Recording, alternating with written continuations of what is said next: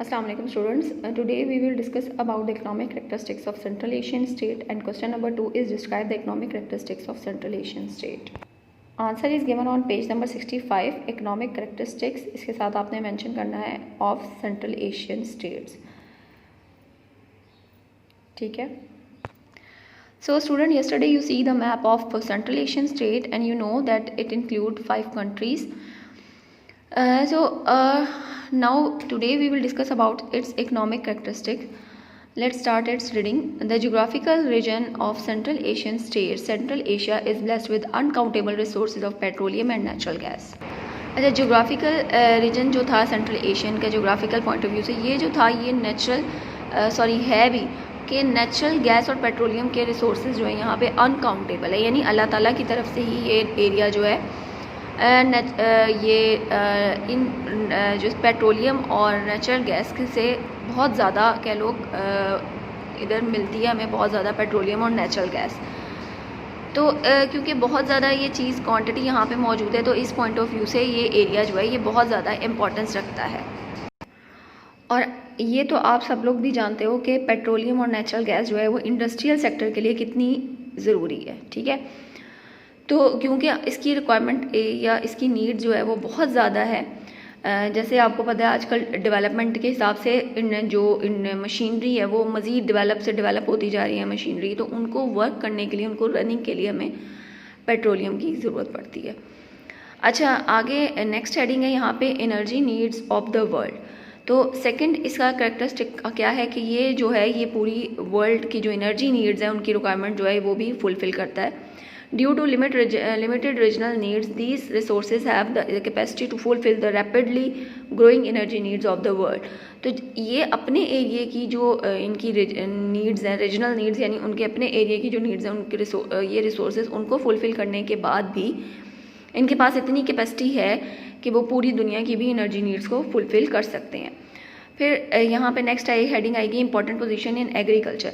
तो historically the central Asian state also hold an important position in agriculture, specially Turkmenistan, Uzbekistan, Kazakhstan are well known for the production and supreme quality of their cotton in the world. तो historically point of view से वो कहते हैं कि यहाँ पे central Asian state जो है वो मतलब एग्रीकल्चर सेक्टर भी इसका काफ़ी स्ट्रॉन्ग है। स्पेशली वो कहते हैं तुर्कमानिस्तान, उज़्बेकिस्तान और कजाकिस्तान जो है यहाँ पे कॉटन की प्रोडक्शन जो है वो बहुत अच्छी और हाई क्वालिटी की होती है, ठीक है।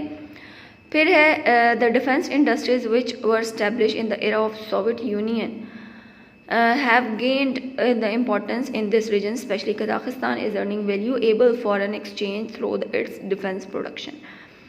अच्छा, डिफेंस इंडस्ट्रीज़ जो हैं यहाँ पे वो भी मौजूद हैं। डिफेंस इंडस्ट्रीज़ क्या है, जो मुल्क के दिफा के लिए यानी जैसे मैंने कल भी आपको बताया था गन्स वगैरह की इंडस्ट्रीज़, इस तरह की जो कंट्री की डिफेंस के लिए जो चीज़ें यूज़ होती हैं उनकी इंडस्ट्रीज़ हैं यहाँ पर। तो सोवियत यूनियन का जब टाइम पीरियड था, जब सोवियत यूनियन क्या थी, अब सोवियत यूनियन जो थी ये 15 ममालिक की एक तंजीम थी, ठीक है। और इस यूनियन को अगर नॉर्मल आप देखो तो नॉर्मली लोग जो है इसको रूस के नाम से जानते हैं, जबकि ये ऐसा रॉन्ग है। ये रूस जो था बेसिकली उनका डोमिनेंट पार्ट था, ये कह सकते हैं आप, उसको डोमिनेशन थी रूस को। अच्छा, सोवियत यूनियन जो थी ये 1922 में बनी थी और 1991 में ये ख़त्म हो गई थी, ठीक है।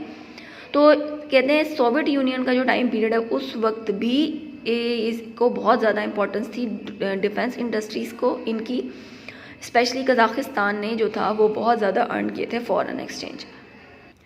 अच्छा, इसके बाद 1991 में जब सोवियत यूनियन ख़त्म हो गई थी तो उसके बाद भी ये स्टिल इसकी इम्पोर्टेंस जो थी वो मार्केट में कम नहीं हुई थी, ठीक है।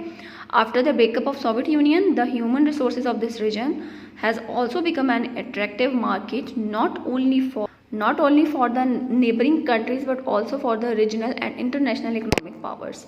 सोवियत यूनियन जब ख़त्म हुई थी उसके बावजूद भी इनके जो रिसोर्सेज थे उन पर कोई इफेक्ट नहीं पड़ा था। आप ये कह सकते हो कि स्टिल मार्केट के लिए बहुत अट्रैक्टिव थे, not only for its neighbouring countries but also in its regional, जो इनके नेबरिंग रीजन से उनके लिए भी ये बहुत ज़्यादा इम्पोर्टेंस स्टिल रखता था उसी तरह से, ठीक है।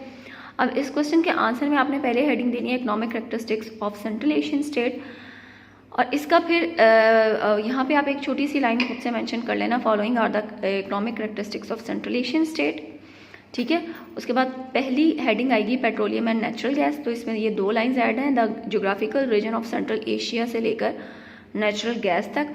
उसके बाद नेक्स्ट हेडिंग आप दोगे ये energy needs of the world due to limited regional needs these resources से लेकर ये वर्ल्ड तक। और फिर आपने थर्ड हेडिंग देनी है इंपॉर्टेंट पोजीशन इन एग्रीकल्चर, तो historically the central Asian state यहाँ से लेकर ये कॉटन इन द वर्ल्ड तक। फिर आपने हेडिंग देनी है एरा ऑफ सोवियत यूनियन, तो द डिफेंस इंडस्ट्री से स्टार्ट करना है और डिफेंस प्रोडक्शन पे ख़त्म करना है। और फिर लास्ट हेडिंग आएगी end of the Soviet union after the breakup of Soviet union से लेकर ये कंप्लीट आपने पैराग्राफ नेक्स्ट पेज पे इकोनॉमिक पावर्स तक। So student, this is the answer of your second long question. Hopefully you understand it. Take care student. Have a splendid day. Allah Hafiz.